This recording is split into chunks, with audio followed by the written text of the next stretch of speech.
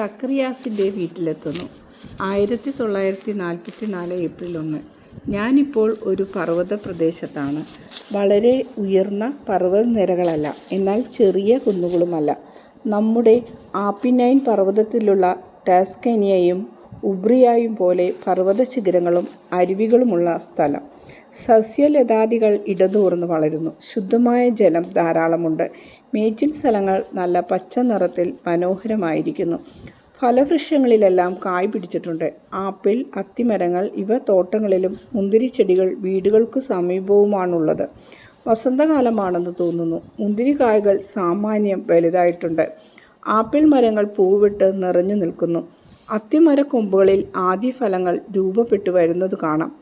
പുൽമേടുകളിലെല്ലാം വർണ്ണശബളമായ മൃദുലമായ പരവതാനികളായി കാണപ്പെടുന്നു. ആടുകൾ പുല്ല് തിന്നുന്നു, വിശ്രമിക്കുന്നു. പച്ചപ്പട്ടുപോലുള്ള പുൽത്തകിടുകളിൽ വെളുത്ത അലങ്കാരപ്പട്ടുപോലെ കാണപ്പെടുന്നു. കഴുതപ്പുറത്തിരിക്കുന്ന മേരി ഒരു കയറ്റം കയറി വരികയാണ്.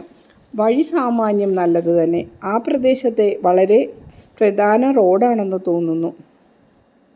ഗ്രാമം കുന്നിൻ മുകളിലാണ്. വളരെ വെടിപ്പുള്ള പ്രദേശം. എൻ്റെ ഉള്ളിൽ ഒരു സ്വരം എന്നോട് പറയുന്നു, ഇത് ഹെബ്രോൺ ആണ്. ആ പ്രദേശം മുഴുവൻ ഹെബ്രോൺ ആണോ അതോ ആ ഗ്രാമം മാത്രമാണോ ഹെബ്രോൺ എന്ന് എനിക്ക് അറിഞ്ഞുകൂടാ. ഇതാണ് ഞാൻ കേൾക്കുന്നത്, അത് ഞാൻ പറയുന്നു. മേരി ഗ്രാമത്തിലേക്ക് പ്രവേശിക്കുന്നു. നേരം സന്ധ്യയായി. ചില സ്ത്രീകൾ വീടിൻ്റെ വാതിൽപ്പടിക്കൽ നിന്ന് നോക്കിക്കൊണ്ട് അപരിചിതയുടെ വരവിനെക്കുറിച്ച് അതുമിതും പറയുന്നു. അവളുടെ യാത്ര അവസാനിക്കുന്നതുവരെ അവർക്ക് കാണണം. വളരെ മനോഹരമായ ഒരു വീടിൻ്റെ മുൻപിൽ യാത്ര നിർത്തുന്നതുവരെ അവരുടെ കണ്ണുകൾ അവളെ പിന്തുടർന്നു. ഈ വീട് ഗ്രാമത്തിൻ്റെ മധ്യത്തിലാണ് സ്ഥിതി ചെയ്യുന്നത്. വീടിൻ്റെ മുന്നിലും പിന്നിലും മനോഹരമായ പച്ചക്കറിത്തോട്ടങ്ങൾ. വൃക്ഷത്തോട്ടത്തിനപ്പുറം പുൽത്തകിടുകളാണ്. അവയും കഴിഞ്ഞ് ഉയരമുള്ള വൃക്ഷങ്ങൾ. തിങ്ങി വനം പോലെയുണ്ട്. അവിടം വരെ മാത്രം ഞാൻ കാണുന്നു. ആ സ്ഥലം മുഴുവൻ ബ്ലാക്ക് ബെറി കൊണ്ടോ കാട്ടുറോസ് കൊണ്ടോ വേലി കെട്ടി അടച്ചിട്ടുണ്ട്. വീടിൻ്റെ മുൻവശത്ത് ഗ്രാമത്തിലേക്കുള്ള ഭാഗത്ത് ഒരു ചെറിയ ഭിത്തി കെട്ടിയിട്ടുണ്ട്. വെളുത്ത ഭിത്തിയുടെ മധ്യത്തിൽ ഇരുമ്പ് കൊണ്ടുള്ള ഒരു ഗേറ്റും. ഭിത്തിയുടെ മുകളിൽ റോസാ ചെടികൾ പടർന്നു കിടക്കുന്നു. നിറയെ മുട്ടുകൾ. ഗ്രാമത്തിലെ പ്രധാനികളിൽ ഒരാളുടെ വീടാണെന്ന് ഒറ്റനോട്ടത്തിൽ അറിയാൻ കഴിയും. കാരണം എല്ലാം നല്ല ചിട്ടയിലും ക്രമത്തിലും സൗകര്യപ്രദമായും ചെയ്തിരിക്കുന്നു. മേരി കഴുതപ്പുറത്തു നിന്നിറങ്ങി ഗേറ്റിങ്ങിലേക്ക് ചെല്ലുന്നു. ഇരുമ്പഴികളുടെ ഇടയിലൂടെ അവൾ അകത്തേക്ക് നോക്കുന്നു. എന്നാൽ ഒരുത്തരെയും കാണുന്നില്ല. താൻ വന്നു എന്നറിയിക്കാൻ ശ്രമിക്കുന്നു. വൃദ്ധയായ ഒരു സ്ത്രീ ജിജ്ഞാസയുടെ ആധിക്യത്താൽ മേരിയെ പിന്തുടർന്നു വന്നിരുന്നു. മണിയായി ഉപയോഗിക്കുന്ന ഒരു ഉപകരണം അവൾ മേരിക്ക് കാണിച്ചു കൊടുക്കുന്നു. 2 ലോഹ കഷ്ണങ്ങൾ ഒരു തണ്ടിൻ്റെ അറ്റത്ത് പിടിപ്പിച്ചിട്ടുണ്ട്. മധ്യത്തിൽ ഒരു കയറും. കയറിൽ പിടിച്ച് വലിക്കുമ്പോൾ ലോഹകഷ്ണങ്ങൾ കൂട്ടിയിടിച്ച് മണിയുടേതുപോലെയുള്ള ശബ്ദം കേൾക്കും. മേരി കയർ വലിച്ചു. എന്നാൽ വളരെ നേരിയ ശബ്ദം മാത്രമേ ഉണ്ടായുള്ളൂ. അതാരും കേട്ടില്ല. അപ്പോൾ ആ സ്ത്രീ കയറ് വാങ്ങി ശക്തിയായി പല പ്രാവശ്യം മണിയടിച്ചു. വലിയ ശബ്ദം. ചത്തുകിടക്കുന്നവൻ ചാടി എഴുന്നേക്കാനും മാത്രം ശബ്ദം. ആ സ്ത്രീയുടെ നാക്ക് 10 നാക്കിൻ്റെ സംസാരം. ഇങ്ങനെയാ മണിയടിക്കേണ്ടത്, അല്ലാതെ അവരെങ്ങനെ കേൾക്കും? നിനക്കറിഞ്ഞുകൂടെ? എലിസബത്തിനു പ്രായമായി. സക്കറിയാസും വൃദ്ധനാണ്. ഇപ്പോൾ അദ്ദേഹത്തിന് സംസാരിക്കാനും കഴിയുന്നില്ല, കേൾവിയുമില്ല. വേലക്കാര് 2 പേരും വൃദ്ധരാണ്. നിനക്കറിയില്ലേ? നീ ഇതിനു മുൻപ് ഇവിടെ വന്നിട്ടുണ്ടോ?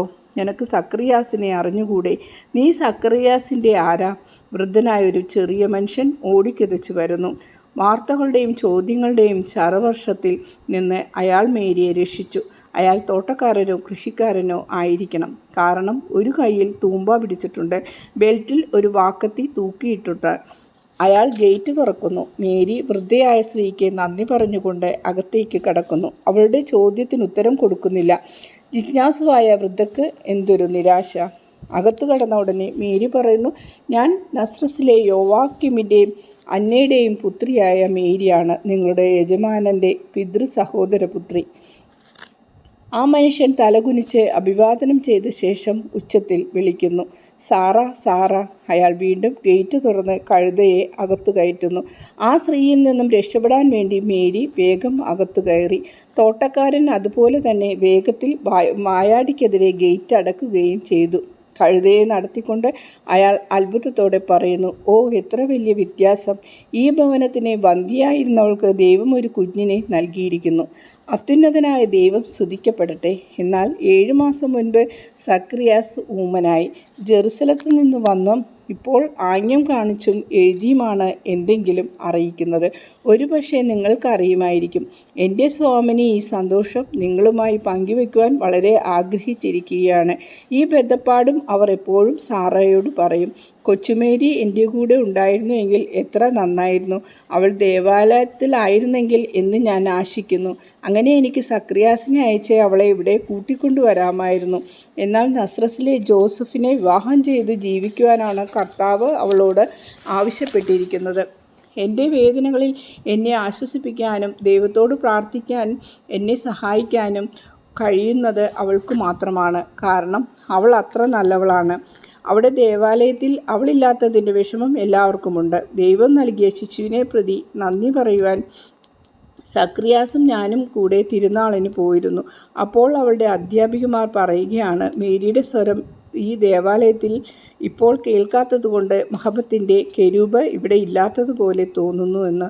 അയാൾ വീണ്ടും ഉച്ചത്തിൽ വിളിക്കുന്നു, സാറ, സാറ, എൻ്റെ ഭാര്യയ്ക്ക് ചെവി ശരിക്കും കേൾക്കാൻ വയ്യ. വരൂ, ഞാൻ വഴി കാണിച്ചു തരാം.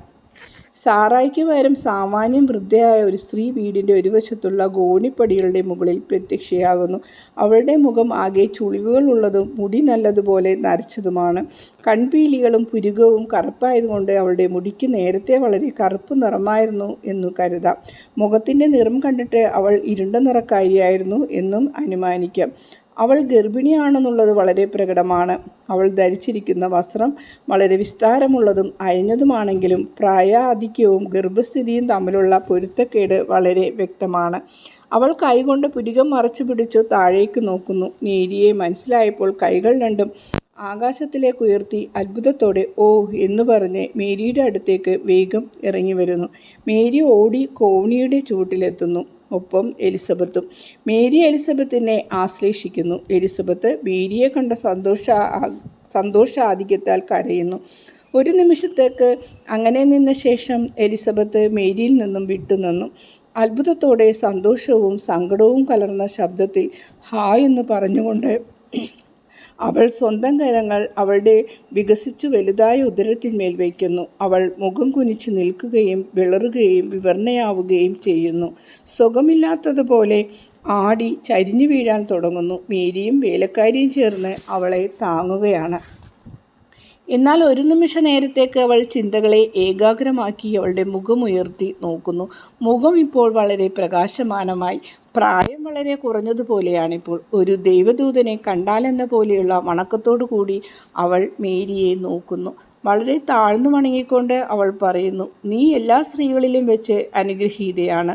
നിന്റെ ഉദരത്തിൻ്റെ ഫലം അനുഗ്രഹീതമാകുന്നു. അവൾ കൃത്യമായി 2 വാക്യങ്ങളായിട്ടാണ് അത് പറയുന്നത്. എൻ്റെ കർത്താവിൻ്റെ അമ്മ, നിന്റെ ദാസിയായ എൻ്റെ പക്കൽ വരുവാൻ എനിക്ക് എന്ത് അർഹതയാണുള്ളത്? അവിടെ നിന്റെ സ്വരം കേട്ട സമയത്ത് ശിശു എൻ്റെ ഉദരത്തിൽ സന്തോഷത്താൽ കുതിച്ചു ചാടി. നിന്നെ ഞാൻ ആലിംഗനം ചെയ്തപ്പോൾ കർത്താവിൻ്റെ അരൂപി ആഴമേറിയ സത്യങ്ങൾ എൻ്റെ ഹൃദയത്തിൽ മന്ത്രിച്ചു. നീ ഭാഗ്യവതിയാണ്. കാരണം മനുഷ്യബുദ്ധിക്ക് അസാധ്യമെന്ന് തോന്നുന്നവയും ദൈവത്തിന് സാധ്യമാണ് എന്ന് നീ വിശ്വസിച്ചു. നീ ഭാഗ്യവതിയാണ്. കാരണം നമ്മുടെ ഈ കാലങ്ങളെക്കുറിച്ച് പ്രവാചകന്മാർ മുൻകൂട്ടി പറഞ്ഞവയും കർത്താവും നിന്നോട് അറിയിച്ചവയും നിന്റെ വിശ്വാസത്താൽ നീ നിറവേറ്റും. നീ ഭാഗ്യവതിയാണ്. കാരണം യാക്കോബിൻ്റെ ഭവനത്തിനു നീ രക്ഷ കൊണ്ടുവന്നിരിക്കുന്നു. നീ ഭാഗ്യവതിയാണ്. കാരണം എൻ്റെ ശിശുവിന് നീ വിശുദ്ധി കൊണ്ടുവന്നിരിക്കുന്നു. ഒരാട്ടിൻകുട്ടിയെപ്പോലെ അവൻ എൻ്റെ ഉദരത്തിൽ സന്തോഷത്തിൽ തുള്ളിച്ചാടുന്നു. എന്തെന്നാൽ പാപത്തിൻ്റെ ഭാരത്തിൽ നിന്നും അവൻ സ്വതന്ത്രനായിരിക്കുന്നു. രക്ഷകൻ്റെ മുൻഗാമിയാകുവാൻ അവൻ വിളിക്കപ്പെട്ടിരിക്കുന്നു. നിന്നിൽ വളരുന്ന പരിശുദ്ധനായവൻ രക്ഷയുടെ സമയത്തിന് മുമ്പ് തന്നെ അവനെ വിശുദ്ധീകരിച്ചിരിക്കുന്നു.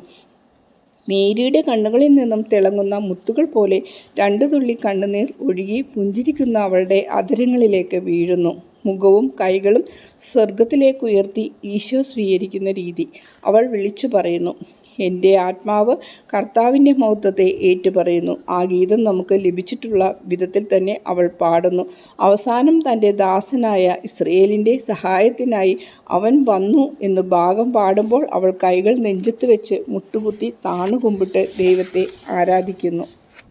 എലിസബത്തിന് അസുഖമൊന്നുമില്ല. അവളുടെ ചിന്തകൾ മേരിയുമായി പങ്കുവെക്കുകയാണ്. എന്നു മനസ്സിലാക്കിയ ജോലിക്കാരൻ ബുദ്ധിപൂർവ്വം അപ്രത്യക്ഷനായിരുന്നു. അയാളിപ്പോൾ വളരെ മാന്യത തോന്നിക്കുന്ന ഒരു വൃദ്ധനെയും കൂട്ടിക്കൊണ്ട് ഫലവൃക്ഷത്തോട്ടത്തിൽ നിന്നും നടന്നു വരുന്നു. വൃദ്ധൻ്റെ മുടിയും താടിമീശയും പൂർണ്ണമായും വെളുത്തതാണ്. അകലെ നിന്ന് തന്നെ പലവിധത്തിലുള്ള ആംഗ്യങ്ങൾ കാട്ടിയും ശബ്ദങ്ങൾ പുറപ്പെടുവിച്ചും അയാൾ മേരിയെ അഭിവാദനം ചെയ്യുന്നു. സക്രിയാസ് വരുന്നുണ്ട് എന്ന് പറഞ്ഞുകൊണ്ട് പ്രാർത്ഥനയിൽ മുഴുകിയിരിക്കുന്ന മേരിയുടെ തോളിൽ എലിസബത്ത് തൊടുന്നു. എൻ്റെ സക്രിയാസ് ഊമനാണ്. അവൻ വിശ്വസിക്കാതിരുന്നതിനാൽ ദൈവം അവനെ ശിക്ഷിച്ചു. ഞാൻ പിന്നീട് പറയാം. എന്നാൽ നീ ഇപ്പോൾ വന്നതുകൊണ്ട്, കൃപാവരപൂരിതയായ നീ ഇവിടെ വന്നതുകൊണ്ട് ദൈവം അദ്ദേഹത്തോട് ക്ഷമിക്കും എന്ന് ഞാൻ പ്രത്യാശിക്കുന്നു. മേരി എഴുന്നേറ്റ് സക്രിയാസിനെ അഭിവാദ്യം ചെയ്യാൻ പോകുന്നു. അവൻ്റെ മുൻപിൽ അവൾ നിലം പറ്റെ താന്ന് അവൻ്റെ വെള്ള വസ്ത്രത്തിൻ്റെ അഗ്രം ചുംബിക്കുന്നു. വളരെ വിസ്താരമുള്ള ഒരു കുപ്പായമാണ് അദ്ദേഹം ധരിച്ചിരിക്കുന്നത്. വീതിയിൽ അലങ്കാര തുന്നലുകളുള്ള ഒരിടക്കെട്ടുണ്ട്. സക്രിയാസ് ആംഗ്യങ്ങൾ കൊണ്ട് മേരിക്ക് സ്വാഗതമരുളുന്നു. രണ്ടുപേരും കൂടി എലിസബത്തിൻ്റെ പക്കലേക്ക് നടക്കുന്നു. താഴത്തെ നിലയിലുള്ള ഒരു മുറിയിലേക്ക് 3 പേരും കയറുന്നു. നല്ല വിശാലമായ മുറി, ഭംഗിയായി അലങ്കരിക്കപ്പെട്ട മുറി. മേരിയെ അവിടെ ഇരുത്തിയ ശേഷം അപ്പോൾ മാത്രം കറന്നെടുത്തതും പത പറ്റിയിട്ടില്ലാത്തതുമായ പാലും ഒരുതരം ചെറിയ കേക്കുകളും അവൾക്ക് കൊടുക്കുന്നു. എലിസബത്ത് വേലക്കാരിയെ വിളിച്ച് ചില നിർദ്ദേശങ്ങൾ കൊടുക്കുന്നു. വേലക്കാരി പ്രത്യക്ഷപ്പെടുന്നത് ആകെ വെള്ള പൂശിയ മട്ടിലാണ്. കയ്യിലും തലയിലുമെല്ലാം മാവ് പറന്ന് പറ്റിയിരിക്കുന്നു. അവൾ റൊട്ടി ഉണ്ടാക്കുന്ന ജോലിയിലായിരുന്നുവെന്ന് തോന്നുന്നു. സാമുവൽ എന്ന പേര് വിളിച്ച് വേലക്കാരനും നിർദ്ദേശം കൊടുക്കുന്നു. മേരിയുടെ പെട്ടിയെടുത്ത് ഒരു മുറിയിൽ കൊണ്ടുവയ്ക്കാൻ മുറി ഏതെന്ന് കാണിച്ചു കൊടുക്കുന്നു. അങ്ങനെ ഉത്തമയായ ഒരു ഗൃഹനാഥയുടെ ചുമതലകൾ, അതിഥിയുടെ നേർക്കുള്ള ആദരവുകൾ എലിസബത്ത് പ്രകടമാക്കുന്നു. ഈ സമയത്ത് മേരി സക്രിയാസിൻ്റെ ചോദ്യങ്ങൾക്ക് ഉത്തരം കൊടുക്കുകയാണ്. മെഴുകുപലകയിൽ ഒരു നാരായം കൊണ്ട് എഴുതി കാണിക്കുന്നു. അവളുടെ ഉത്തരങ്ങളിൽ നിന്ന് എനിക്ക് മനസ്സിലാവുന്നതും ജോസഫിനെക്കുറിച്ചും അവരുടെ വിവാഹ ജീവിതത്തെക്കുറിച്ചുമാണ് ചോദിക്കുന്നതെന്നാണ്. രക്ഷകൻ്റെ അമ്മയെന്ന മേരിയുടെ പദവിയൊന്നും മനസ്സിലാക്കാനുള്ള അതിസ്വാഭാവിക വെളിച്ചമൊന്നും സക്രിയാസിന് ലഭിച്ചിട്ടില്ല. എലിസബത്ത് സക്രിയാസിൻ്റെ അടുത്ത് വന്ന് തൻ്റെ കൈ സക്രിയാസിൻ്റെ തോളിൽ വെച്ച് അദ്ദേഹത്തെ ആശ്ലേഷിക്കുന്നത് പോലെ നിർമ്മലമായ സ്നേഹത്തോടു കൂടി പറയുന്നു, മേരിയും ഒരമ്മയായിരിക്കുന്നു. അവളോടൊത്ത് സന്തോഷിക്കുക. വേറൊന്ന് അവൾ പറയാതെ മേരിയെ നോക്കുന്നു. മേരി എലിസബത്തിനെയും നോക്കുന്നു. കൂടുതലൊന്നും പറയേണ്ടതില്ല എന്ന് മനസ്സിലാക്കുന്നു. എലിസബത്ത് മൗനം അവലംബിക്കുന്നു. വളരെ മാധുര്യമേറിയ ആനന്ദമേറിയ ദർശനമായിരുന്നു അത്. യൂദാസിൻ്റെ ആത്മഹത്യ ഉളവാക്കിയ ഞടുക്കം ഈ ദർശനത്തോടെ മാഞ്ഞു പോകുന്നു. കഴിഞ്ഞ രാത്രി ഉറക്കം പിടിക്കുന്നതിന് മുമ്പ് മേരി കരയുന്നത് ഞാൻ കണ്ടു. ഈശോയുടെ മൃതശരീരം തൈല അഭിഷേകത്തിനുള്ള കൽപ്പലകമേൽ കിടത്തിയിരിക്കുന്നു. അതിനു മീതെ കമിഴ്ന്നു വീണ് മേരി കരയുന്നു. ഈശോയുടെ തിരുശരീരത്തിൻ്റെ വലതുവശത്ത് കല്ലറയുടെ വാതിലിന് പുറംതിരിഞ്ഞാണ് മേരി നിൽക്കുന്നത്. പന്തങ്ങളുടെ വെളിച്ചത്തിൽ അവളുടെ മുഖം എനിക്ക് നന്നായി കാണാം. പാവം, ദുഃഖത്താൽ തകർക്കപ്പെട്ട, കണ്ണീരാൽ കഴുകപ്പെട്ട ആ മുഖം ഞാൻ കാണുന്നു. ഈശോയുടെ കരങ്ങളെടുത്ത് ആശ്ലേഷിക്കുന്നു. അവളുടെ കവിളുകളിൽ വെച്ച് ചൂട് പിടിപ്പിക്കുന്നു. അവ ഓരോന്നും ചുംബിക്കുന്നു. വിരലുകൾ ഓരോന്നായി നിവർക്കുന്നു. അവ ഓരോന്നും ചുംബിക്കുന്നു. ചലനമില്ലാത്ത ആ വിരലുകൾ. പിന്നെ തിരുമുഖം തഴുകുന്നു. കുനിഞ്ഞ് പിളർന്നിരിക്കുന്ന അധരങ്ങൾ ചുംബിക്കുന്നു. പകുതി തുറന്നിരിക്കുന്ന ആ കണ്ണുകൾ, മുറിവേറ്റ നെറ്റിത്തടം എല്ലാം മാറി മാറി ചുംബിക്കുന്നു. പന്തത്തിൻ്റെ ചുവപ്പ് പ്രകാശം ആ ശരീരത്തിൽ പതിച്ചപ്പോൾ മുറിവുകൾ ഓരോന്നും കുറെ കൂടി തെളിഞ്ഞ് രക്തവർണ്ണമായി കാണപ്പെട്ടു. ഈശോ അനുഭവിച്ച ക്രൂരപീഡനങ്ങളും മരണവും കൂടുതൽ വ്യക്തമാക്കി. എൻ്റെ മനസ്സ് പ്രശാന്തമാകുന്നതുവരെ ഈ ദർശന ധ്യാനത്തിൽ ഞാൻ മുഴുകിയിരുന്നു. ആ മയക്കത്തിൽ നിന്നുണർന്ന് പ്രാർത്ഥിച്ച ശേഷം ഞാൻ ഉറങ്ങുവാൻ കിടന്നു. അപ്പോഴാണ് മുകളിൽ പറഞ്ഞിരിക്കുന്ന ദർശനം തുടങ്ങിയത്. എന്നാൽ അമ്മ എന്നോട് പറഞ്ഞു, നീ അനങ്ങരുത്, നോക്കുക മാത്രം ചെയ്തിട്ട് നാളെ എഴുതുക. ഉറക്കത്തിൽ ഞാൻ വീണ്ടും എല്ലാം സ്വപ്നമായി കണ്ടു. രാവിലെ 6:30 എഴുന്നേറ്റപ്പോൾ ഞാൻ എല്ലാം കണ്ടു. ഉണർന്നിരുന്നപ്പോൾ കണ്ടതും ഉറങ്ങിയപ്പോൾ കണ്ടതുമെല്ലാം കണ്ടു. അങ്ങനെ കണ്ടുകൊണ്ട് ഞാൻ എഴുതാൻ തുടങ്ങി. എഴുതിക്കൊണ്ടിരിക്കുമ്പോഴാണ് അങ്ങ് വന്ന് ചോദിക്കുന്നത്, താഴെ പറയുന്നതും ചേർക്കാമോ എന്ന്. മേരി സക്രിയാസിൻ്റെ വീട്ടിൽ താമസിച്ചപ്പോഴുണ്ടായ ചെറിയ ചെറിയ സംഭവങ്ങളുടെ വിവരണങ്ങളാണവ.